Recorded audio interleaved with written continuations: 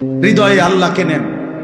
আমরা সবাই ব্যস্ত হয়ে গেছি অন্যরে হেদায়েত করার জন্য, সবাই আমরা ব্যস্ত হয়ে গেছি অন্যরে মোবাইল দিয়া দেখানোর জন্য।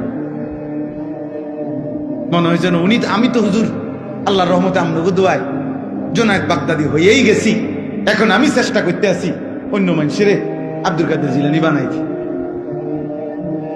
আমাদের ভাবটা এমন হয়ে গেছে, আমরা বেশি আত্মবোলা, আপন ভোলা, আপন ভোলা। আমি এখনো এই ছেলেদেরকে বলছি যে আব্বা তোমরা বলো, এশার নামাজ যখন চলতেছে, আমি যখন গেছি মসজিদে, আমার ডানে বামে আমি যে কয়জনরে দেখছি আমি ডাইকা মসজিদে পাঠাইছি।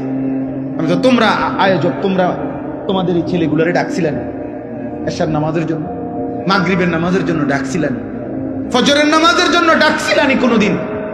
তাহলে কেউ যদি কাউকে আল্লাহর দিকে না ডাকে, একজন বক্তা বুঝি কুমিল্লার থেকে আইসা, ঢাকা সিটার থেকে আইসা বুঝি সবাই রে জুনায়েদ বাগদাদি বানায় ফেলবে? এটা কি তাবিজ?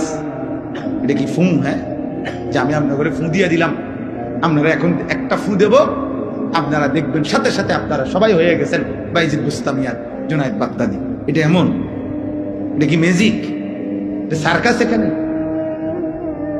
আমাদের মেহনত চাই, আমাদের সম্মিলিত উদ্যোগ চাই, আমাদের সকলের আন্তরিক প্রচেষ্টা লাগবে ভাইয়া।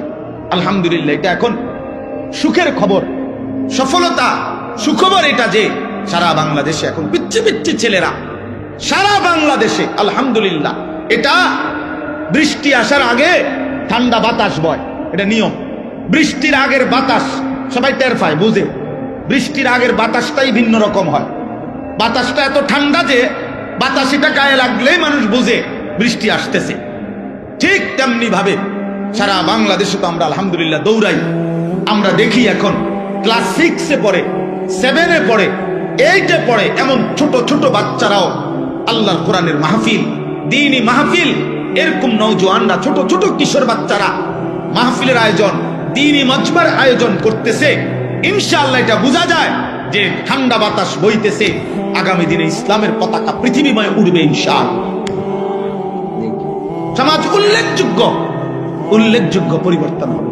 আমি বললাম একদিন পৃথিবীতে ইসলামের যখন চূড়ান্ত বিজয় ছিল, তখন দুষ্ট চরিত্রের মানুষকে মানুষ অবজ্ঞার দৃষ্টিতে দেখত। আজ যখন গুনার মাত্রা বেড়ে গেছে, তখন আপনাদের চোখে হুজুর আর মোল্লা এখন আপনাদের কাছে দুর্বল মনে হয়। কিন্তু একদিন ইনশাআল্লাহ মালিক যখন চাইবে অবস্থার পরিবর্তন হবে, তখন আমি বললাম প্রত্যেক সমাজে মনে